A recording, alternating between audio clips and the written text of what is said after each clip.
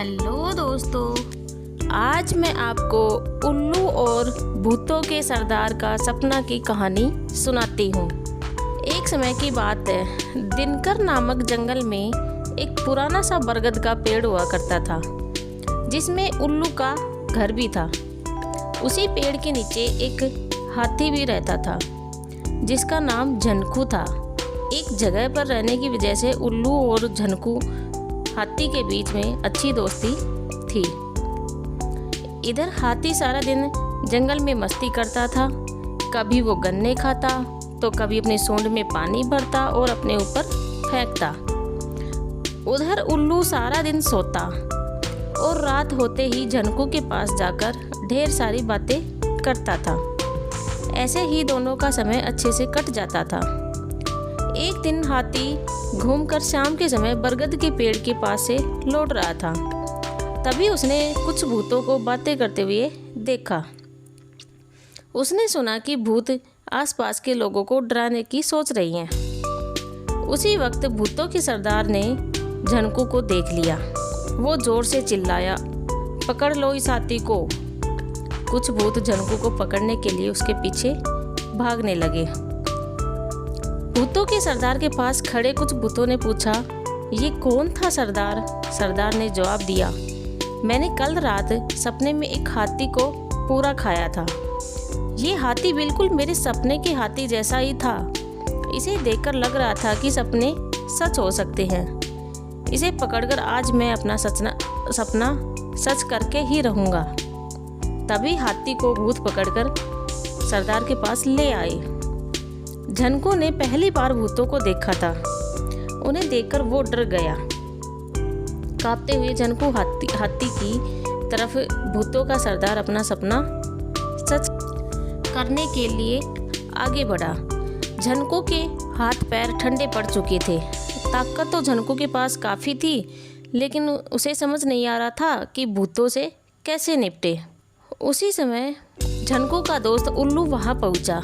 चिल्लाते हुए उल्लू हाथी के सिर पर बैठ गया और कहने लगा, आज मेरा सपना पूरा होगा। यही है वो जिसे मैंने अपने सपने में देखा था। हाँ, यही है वो। उल्लू की ऐसी बातें सुन भूतों के सरदार ने पूछा, अरे क्या हुआ है तुम्हें?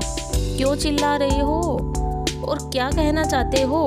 कौन यही और कौन सा सपना?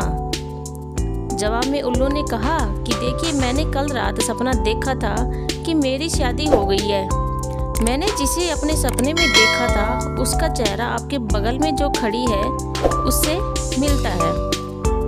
अब मैं इसे विवाह करके अपना सपना पूरा करूँगा। तभी उल्लू सरदार ने बताया कि वो भूतों की रानी है और तुम्हारा ये सपना सच नहीं हो सकता। उसी वक्त भूतों की रानी भी चिल्लाते हुए कहने लगी कि मैं एक उल्लू से कभी भी शादी नहीं करूंगी।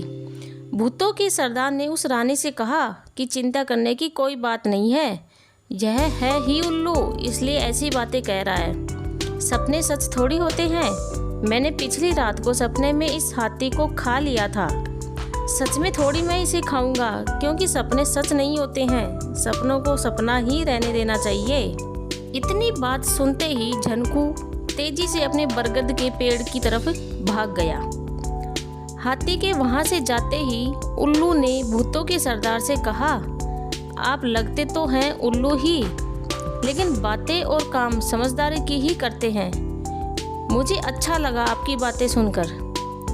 इतना कहकर उल्लू वहां से उड़कर बरगद के पेड़ पर पहुंच गया। अपने दोस्त उल्लू को देखते ही हाथी ने उसे धन्यवाद कहा और उल्लू जोर जोर से हंसने लगा। हाथी ने पूछा, क्या हुआ? उल्लू ने कहा कि मैंने भूत की बातें सुन ली थी।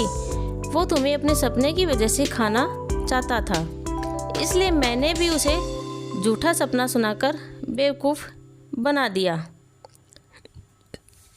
फिर उल्लू ने हाथी से कहा कि दोस्त, तुम्हें न तो मुझे धन्यवाद कहने की ज़रूरत है और न ही उससे डरने की। दोस्ती में धन्यवाद की जगह नहीं होती है। तब कहीं जाकर हाथी को राहत की सांस आई और दोनों दोस्त मिलकर भूतों के सरदार की नासमझी पर हंसने लगे। कहानी से सीख, दोस्ती अगर सच्ची हो तो वो हर मुसीबत में आपके साथ खड़े रहते हैं। अगर मेरी कहानी अच्छी लगी हो तो मेरे चैनल को लाइक, शेयर और सब्सक्राइब ज़रूर करें ताकि ऐसी ही मज़ेदार कहानियाँ मैं आपके लिए रोज़ लेकर आऊँ। थैंक यू प्यारे दोस्तों।